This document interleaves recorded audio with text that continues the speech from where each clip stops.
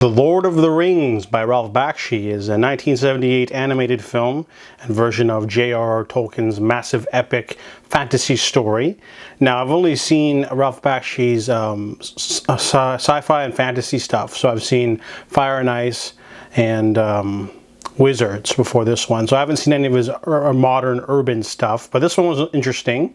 Not a lot of people talk about it. It's more of a cult classic, but this is also an example of the first ever Part 1 movie that was unintentional. You know, sometimes I'm pretty sure it was Harry Potter, the franchise Harry Potter was the first one to do the finale in Part 1, Part 2, and then it got copied by Twilight and Hunger Games, Allegiant, and now we're doing it again with Dune and Across the Spider-Verse and Mission Impossible.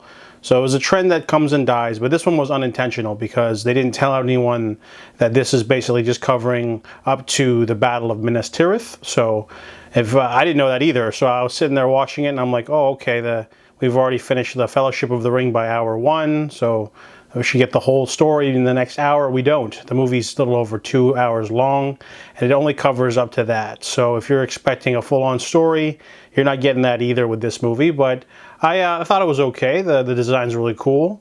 I think the biggest flaw has to be that the orcs are in the movie a lot, and they're not animated. They're played by people in like suits or something, and they're just rotoscoped over, and they're in a lot of sequences and they're fighting fully animated people, and everything's mostly rotoscoped anyway, but I don't really like that. I like, you know, seeing animated stuff. I don't like too much live action in my animated stuff, so there were some limitations. The budget was only $48 million and made about 36, so I don't know why they never made the sequel. I would have liked to see, you know, Lord of the Rings Part 2 and have all the Return of the King in an animated form, but overall, it's worth an interesting little look if you like Lord of the Rings or animation. I like animation in particular, and some of the aspects were really cool.